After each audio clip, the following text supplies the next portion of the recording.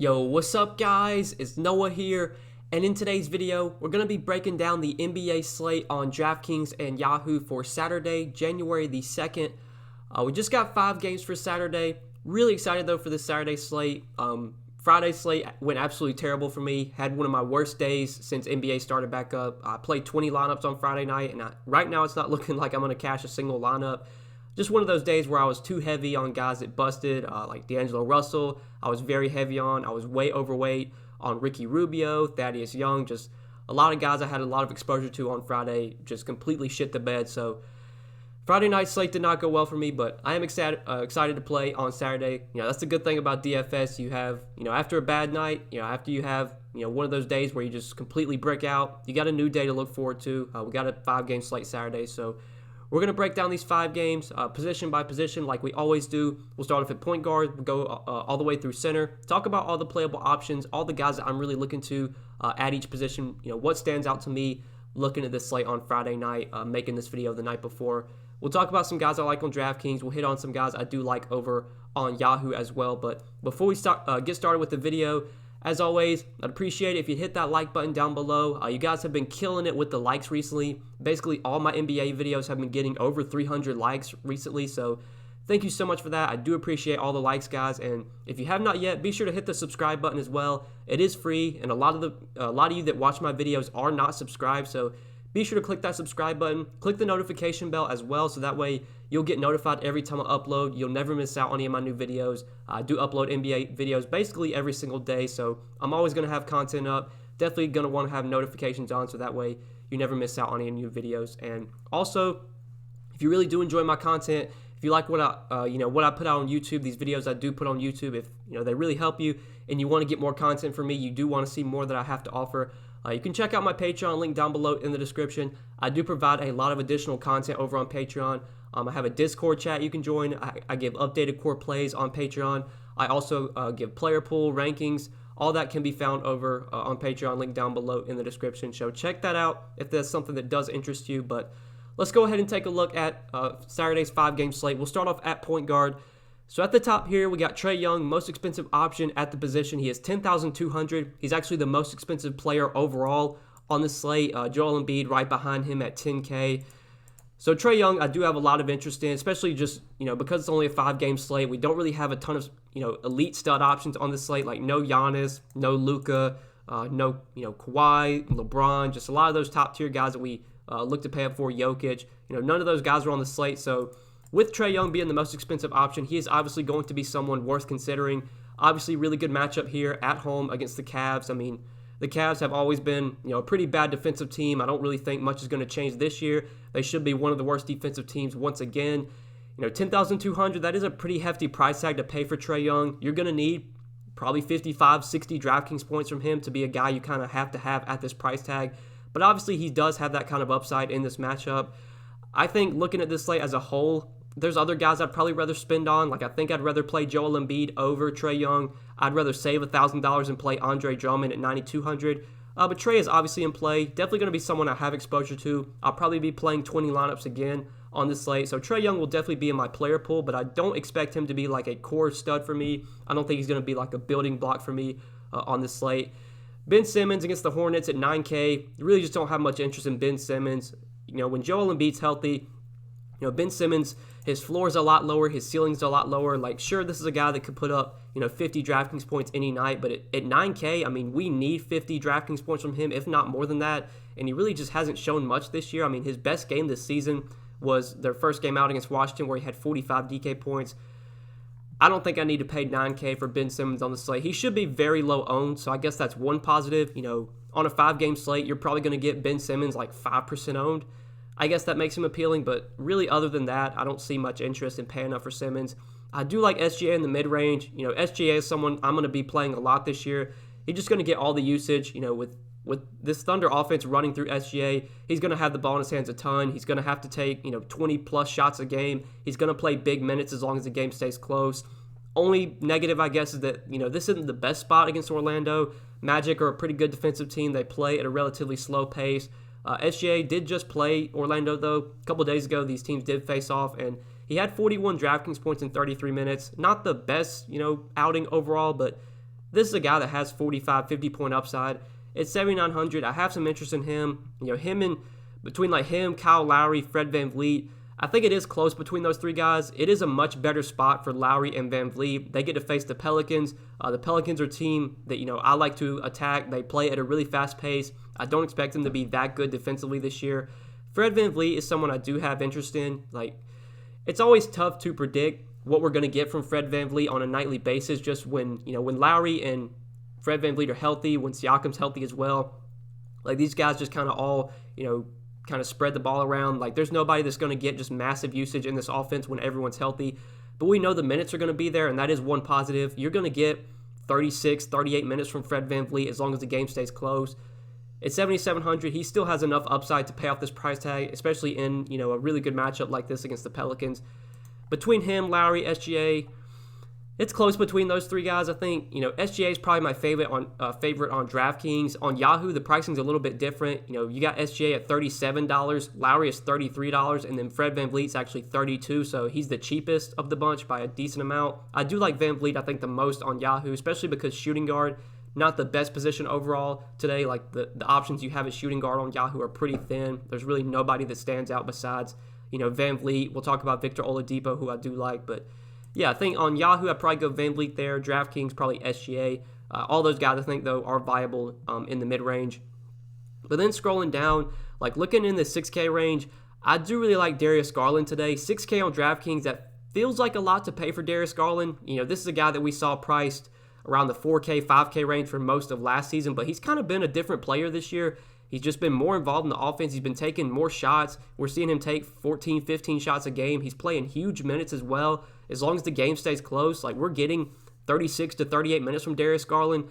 Great matchup against the Hawks. Hawks, fast-paced team, bad defensive team. They're definitely a team we want to target with opposing teams or with the team going against them. So I do like Darius Garland a lot here. I think even at 6K, he's for sure viable on the slate. You look at his game log. I know game log isn't everything, but he scored at least 30 DraftKings points in 4 of their 5 games. His worst game of the season was a blowout win against Philly when he had 27 DK points. He's giving you a 25, 30 point floor this year, and he has, a 40, 45 point ceiling. He definitely has the upside to be a really good play at 6K, especially in a matchup against the Hawks. So I really like Darius Garland in the mid-range. 6K on DraftKings, pretty affordable price tag. $23 on Yahoo. I think he looks appealing over there as well. I think we can easily get 35, 40 DraftKings points from Garland in this matchup. And, in that price range, where he's priced at, I do like him quite a bit on the slate. I think I would prefer him over, some of the other guys priced around him like Devontae Graham, Fultz, Elfrid Payton. I think I would prefer Garland over all those guys. But then scrolling down below 6K, LaMelo Ball is someone I want to talk about. So he has been playing much better these last 2 games for the Hornets. He's seen his minutes increase as well. He's played 29 and 27 minutes off the bench with 44 and 31 DraftKings points. LaMelo Ball is going to be someone that I think is going to be tough to predict. We don't really know what we're going to get from him on a nightly basis. He could go out there and play 30 minutes and put up 40 DraftKings points. He could play 20 minutes and put up 20 DraftKings points. His range of outcomes is definitely wide. At 5,500, his price is slowly rising, so it makes it a little bit tougher to go to LaMelo. He still needs to score probably 35 DraftKings points or more to be a really good play at his price point. I don't think we really need to go to him on the slate. Maybe with him playing much better, people will chase that, and he'll come in higher owned than he probably should be. I probably won't have much exposure to LaMelo Ball today. It's just tough to, gauge what we're going to get from him on a nightly basis. I'm just going to, kind of be out on him for now, especially while the price is coming up. I'll just let other people go to him. So I'm not really looking to LaMelo Ball in the mid-range. If we're talking about value plays under 5K, there are some cheap plays that actually, are viable. So George Hill, I liked a good amount on the last slate, and that did not go well at all. Only scored 14 DraftKings points in 24 minutes. Hill's going to start. He's going to play around 24 to 26 minutes. He's been somewhat productive this year, on a point-per-minute basis. He's 4,800. In a matchup against Orlando, Hill doesn't stand out as a core value play, but if you are playing a lot of lineups, I think he would be someone I'd have exposure to. I assume he comes in pretty low owned on the slate, given he disappointed in his last game. So I don't mind George Hill at 4,800. Depending on what happens with Evan Fournier, who is listed as questionable, if Fournier is out, I think Cole Anthony and Michael Carter-Williams both benefit. We saw Cole Anthony get a lot of run off the bench when, or it was actually Terrence Ross who was out in their last game, and then Fournier got hurt as well. So they had no Ross, no Fournier last game, or Fournier played like 8 or 9 minutes before he got hurt. Cole Anthony did get a lot of run off the bench. If Fournier is out today, I think we probably get mid-20s in minutes from Cole Anthony off the bench. He's been a productive player this year when he gets minutes. At 4,600, his price is coming up, so he's not like a core value by any means, but he would definitely be in play for me if Evan Fournier does wind up out. Luckily, this is one of the first games on the slate, so we will have that news before lock. You could go to Michael Carter-Williams as well, but I think Cole Anthony gives you more upside, so he's probably the guy that I would rather play there. But I do want to talk about Aaron Holiday. So Aaron Holiday started in place of TJ Warren, and we've already gotten word that TJ Warren's going to be out for, I believe, like a couple of weeks or something. He's going to be out for a while, so I am assuming that Aaron Holiday continues to start in place of TJ Warren. Now, Holiday didn't have the best game overall. He played 22 minutes. He did have 19 Draftkings points. He had 4 fouls in that game, so I'm not exactly sure. I probably should have looked at Popcorn Machine, but he had 4 fouls in that game. Could have lost some minutes due to foul trouble. Don't quote me on that, but he might have. Played 22 minutes, though, in the starting lineup.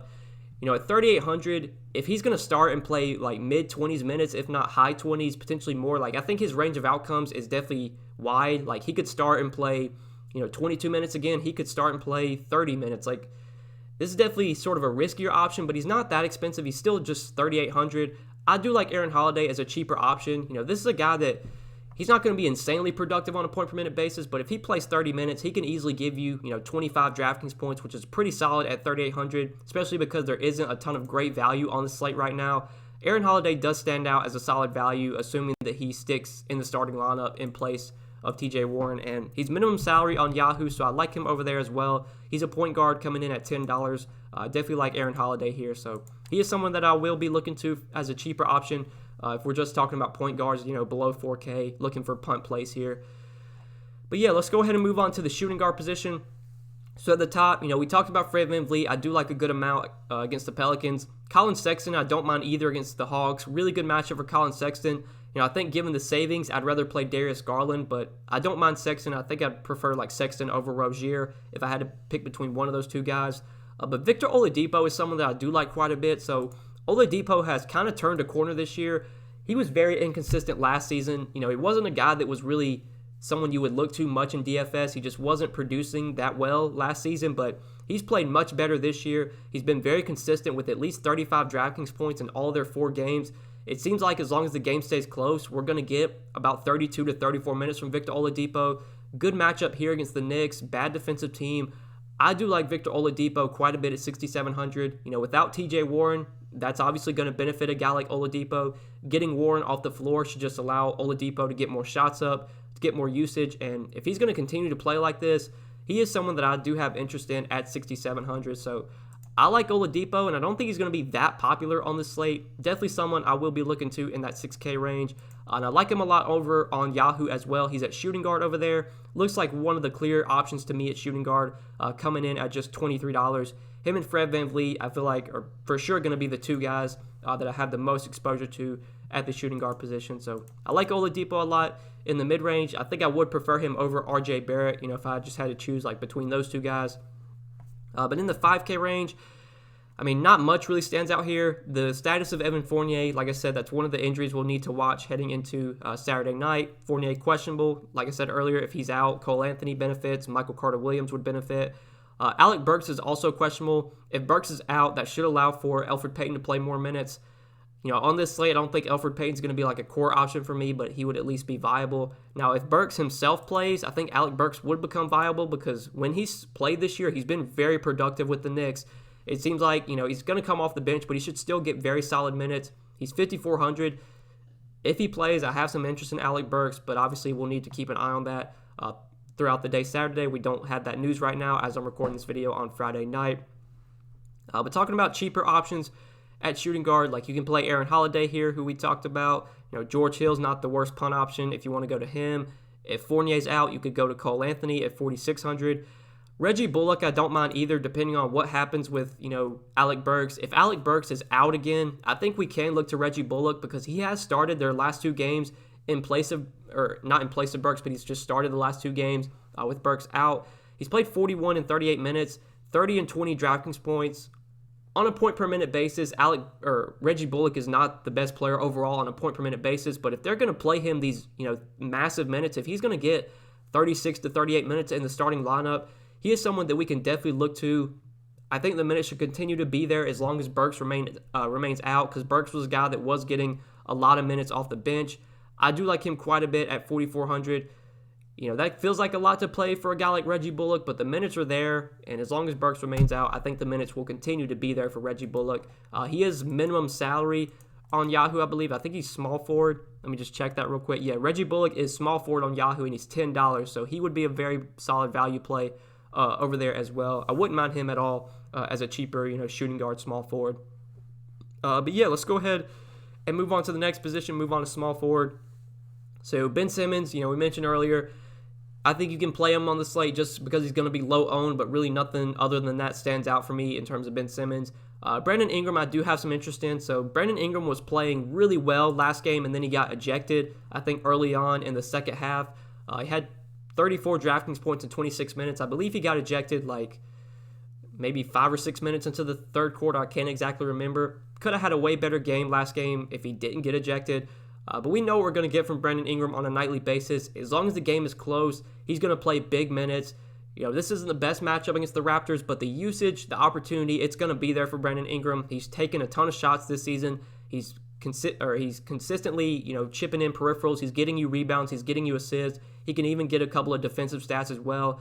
Playing alongside Zion, it really hasn't hurt Brandon Ingram this year. He's still been a very productive player overall. If you're paying up at small forward, I think he's definitely the guy that I do like most at the top of the position. I don't mind Gordon Hayward in the mid-range. I think Hayward's fine to go to at 7,200, but if I can find the salary, I would probably rather play Brandon Ingram.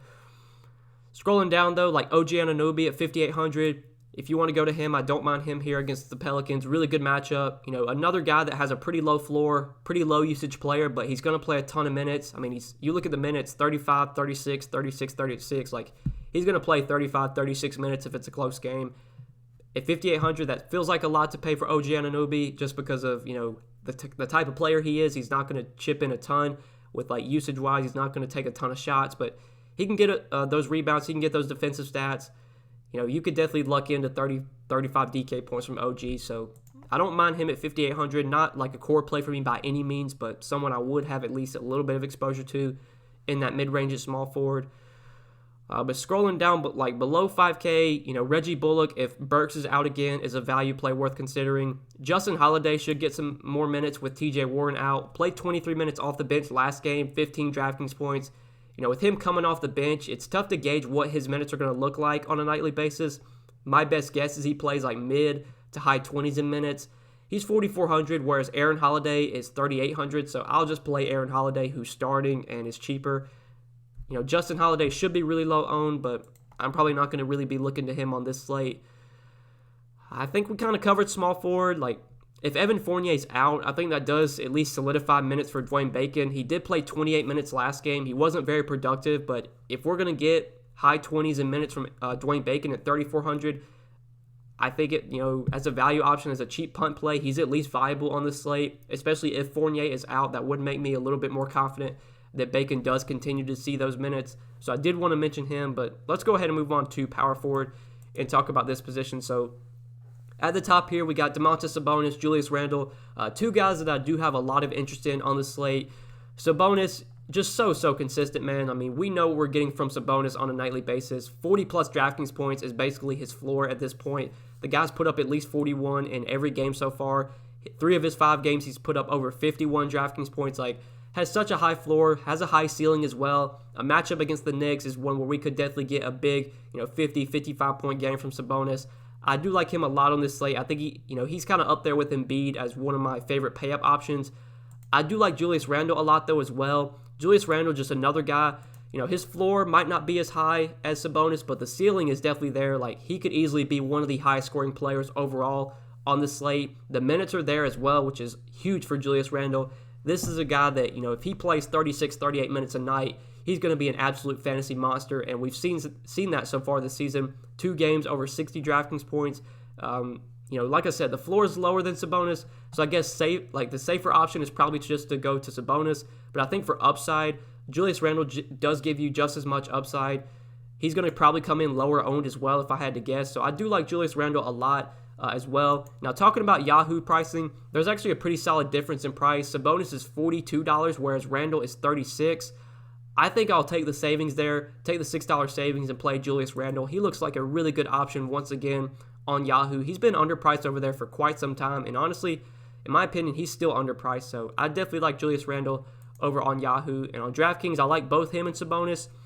I guess if you're playing like cash games and you want the safer option, the guy that probably projects better, play Sabonis.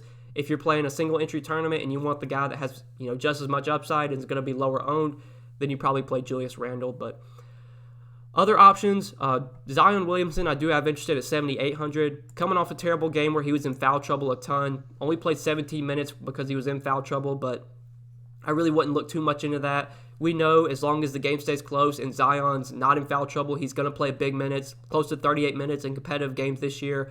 Guy has a ton of upside. He's a high usage player. He's someone you could look to for sure at 7,800. I do like him in the mid-range, in that upper mid-range. John Collins as well. Been playing really well lately. Finally kind of, turned a corner. Last two games, both against Brooklyn, 48, 36 DraftKings points. His minutes have started to trend up. He got 31 on, I think that was Thursday's game against Brooklyn or Wednesday's game against Brooklyn. And then on Friday, he got 25 minutes. I believe some of that kind of had to do with blowout. They did win that game by 18 points. So maybe Collins would have played a few more minutes if the game was close. But either way, this is a guy that does have a ton of upside.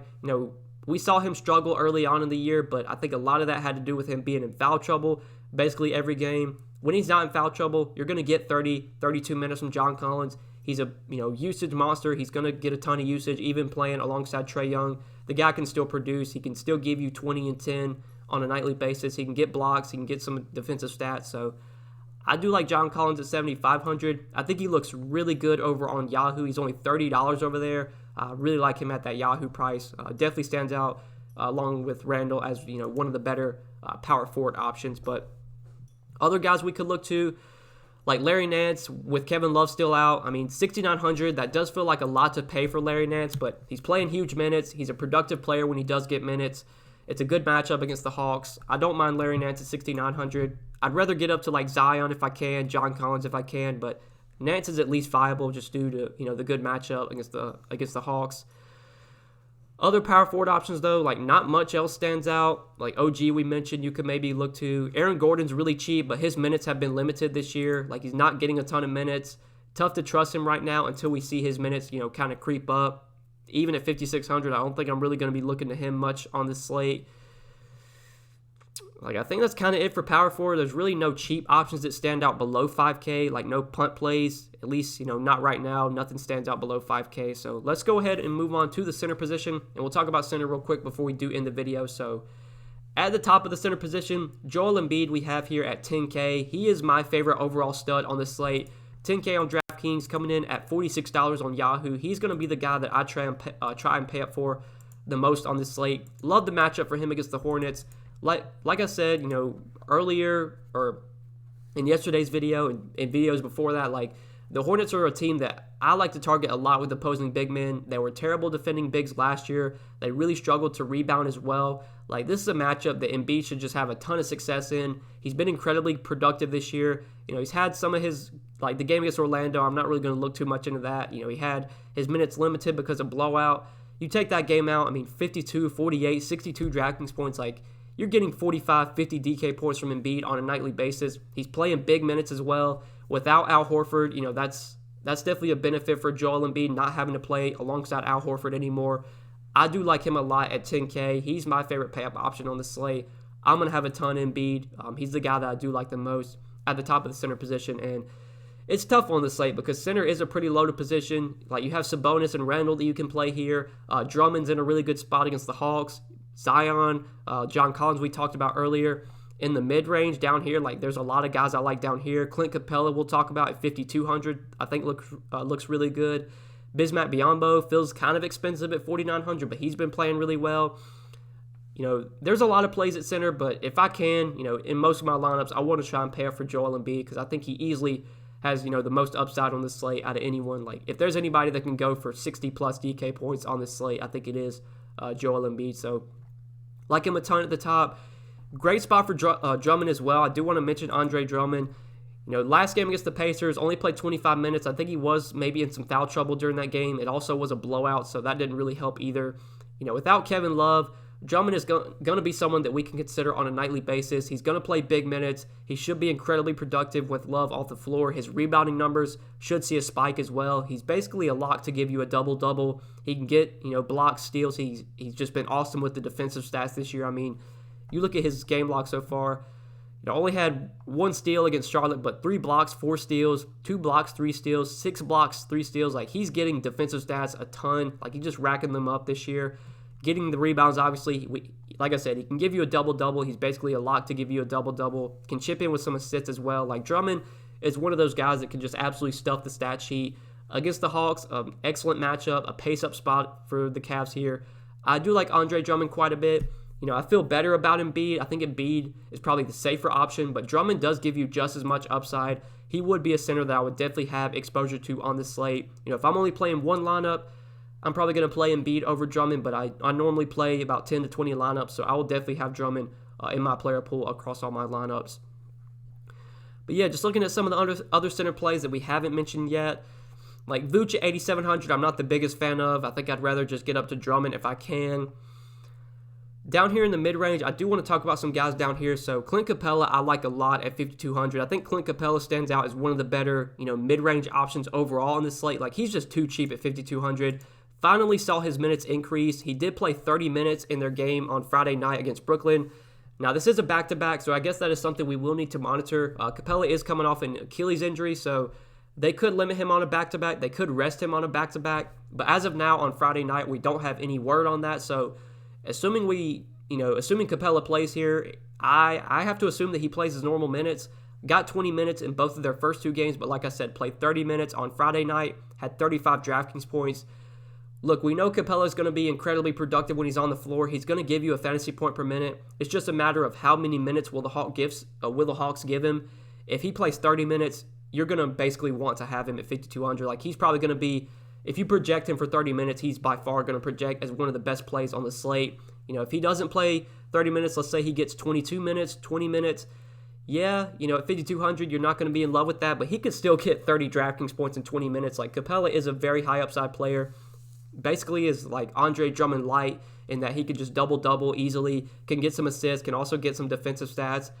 I like him a lot at 5,200. I think they're going to need his size against Drummond and against, Larry Nance. The Cavs do have a pretty big front court, so I like Clint Capela a lot at 5,200. I think he stands out as one of the better plays overall on DraftKings in that price range. And, just on the slate as a whole, if you're looking at all the guys available like in the 5K, 4K range, Capela, especially if he plays 30 minutes again, is definitely one of the best plays there. But I think that's probably it for center. Like, we talked about Bismack Biyombo. Did have a really good game Friday night, played 28 minutes, had 37 DK points. The minutes are going to be there with Cody Zeller out. It seems like they're consistently giving Bismack 28, 30 minutes a night as the starting center. They're going to need his size against Joel Embiid. Obviously, there is some foul trouble risk here going up against Embiid, but if he's not in foul trouble, you should probably get 30 minutes from Bismack Biyombo. Could be viable at 4,900. If we get 30 minutes from Capela, I think I would rather play Capela over Biyombo, but it's not a lock that we get 30 minutes from Capela. So, if you want to drop down to Bismack, I guess I could see doing that. But, yeah, I think we covered center, guys. I think we broke everything down for this position. So, I think that's it for the video. I hope you guys did enjoy the video. I do greatly appreciate you watching. If you enjoyed, hit that like button before you get out of here. Hit the subscribe button as well. Be sure to click the notification bell so that way you do get notified every time I upload. You never miss out on any of my new videos. And if you do enjoy my videos, if they help you out a lot and you want to get more content from me, be sure to check out the Patreon, link down below in the description. I do provide a lot of additional content over on Patreon, so if that is something that interests you, be sure to check that out, link down below. But best of luck on the slate, guys. Thank you so much for watching. Hope you win some money. Good luck, and we'll see you in the next one. Peace.